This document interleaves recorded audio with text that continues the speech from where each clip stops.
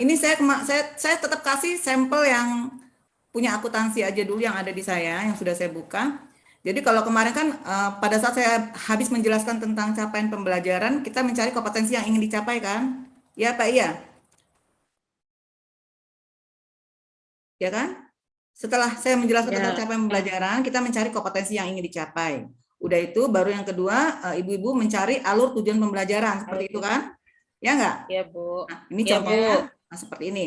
Jadi, kalau ada kompetensi yang ingin dicapai peserta didik dapat menjelaskan pengertian akuntansi, maka di alur tujuan pembelajarannya, kita tinggal tambahkan aja, ini simpelnya aja, cuma cara simpelnya aja, kita tambahkan dengan profil pelajar Pancasila yang kita ambil adalah mandiri kan. Di sini jadi peserta didik dapat menjelaskan pengertian akuntansi secara mandiri. Kemudian ketika kompetensi yang kedua, peserta didik dapat menjelaskan tujuan pencatatan akuntansi, maka ATP-nya kita rinci lagi aja, kita tambahin profil pelajar Pancasilanya menjadi peserta didik dapat menjelaskan tujuan pencatatan akuntansi secara mandiri. Nah, nanti alur tujuan pembelajaran ini bisa kita jadikan sebagai tujuan pembelajaran pada saat kita membuat modul ajar. Kita bisa copy paste dari sini. Ya, boleh profil pelajar Pancasilanya boleh ditampilkan, boleh juga nggak usah, itu nggak apa-apa. Jadi kalau mau ditampilkan berarti keseluruhannya ini jadi tujuan pembelajaran, tapi kalau nggak ditampilkan berarti secara mandirinya nggak usah ditampilkan nanti, boleh seperti itu.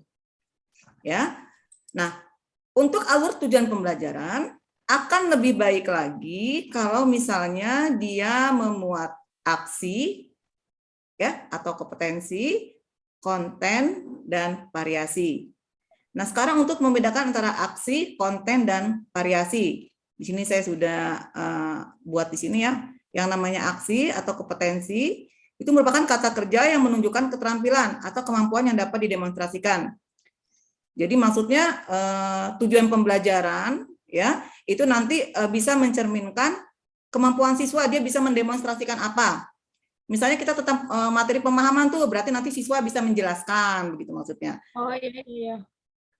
Kalau misalnya kita ingin siswa bisa merinci, berarti kita bisa menggunakan istilah yang namanya mengidentifikasi seperti itu. Jadi di sini saya beri warna kuning memang ya. Jadi saya ulangi. Yang pertama memuat aksi. Aksi ini kata lainnya adalah kompetensi. Ya, yang pengertiannya adalah kata kerja yang menunjukkan keterampilan atau kemampuan yang dapat didemonstrasikan oleh peserta didik. Nanti kita runut satu-satu contohnya ya. Kemudian yang hijau atau yang biru dulu deh, konten.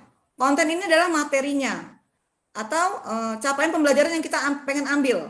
Kalau di sini kan capaiannya tadi pengertian akuntansi kan, maka kontennya berarti pengertian akuntansi. Nah, variasinya itu maksudnya adalah keterampilan berpikir apa yang harus dikuasai oleh peserta didik untuk mencapai tujuan. Ya, misalnya bisa melalui dia belajar mandiri. Kalau dia belajar mandiri kan berarti dia untuk menjelaskan sesuatu dia bisa dengan cara mengeluarkan kata-kata sendiri. Atau kalau misalnya dia bisa juga keterampilan berpikir itu bisa diperoleh juga dia misalnya melalui diskusi seperti itu. Bisa dipahami nggak ibu-ibu? Bisa. Bisa ya? Ya. Jadi kalau saya kasih contoh di sini, ini sebenarnya yang kemarin kita sudah pelajari itu nggak salah. Itu adalah alur tujuan yang sederhana, ya. Artinya yang simpel aja. Yang penting di sini Bapak Ibu-ibu pada paham ya.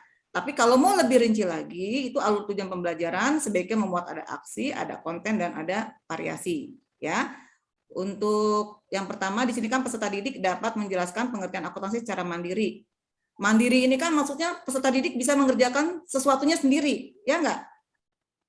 Ya enggak Ibu-ibu? Nah, berarti kita bisa tambahkan tuh kata-kata yang menjadi gini. Peserta didik dapat menjelaskan pengertian akuntansi dengan kata-kata sendiri. Ini karena dia mandiri, gitu loh. Dia bisa mengeluarkan dengan kata-kata dia sendiri.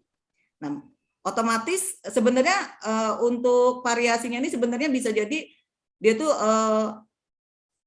alat atau cara untuk menjelaskan si profil pelajar Pancasilanya ya, karena di sini profil pelajar Pancasilanya saya bikin dalam kurung aja warna merah, di sini saya bikin mandiri gitu loh.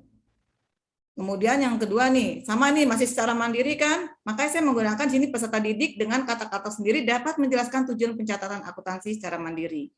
Kalau mandiri itu pokoknya bisa dengan kata-kata sendiri, sementara kalau yang ibu-ibu bisa lihat yang ini, peserta didik dapat mengidentifikasikan konsep akuntansi dasar dengan benalar kritis dan bergotong royong. Nah, kita berpikir kalau kita pengen yang benalar kritis tadi, kita ingin menggunakan profil pelajar Pancasila seperti ini, ada gotong royong segala macam, logikanya kan lewat diskusi itu, ya enggak?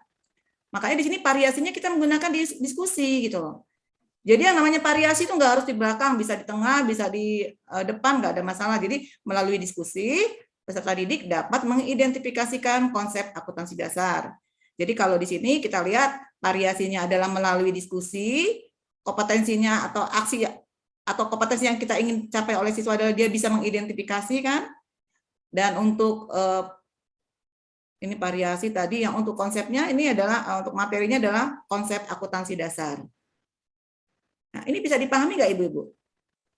Jadi alur tujuan yang ini sudah memuat aksi, konten, dan variasi. Nah, itu maksudnya.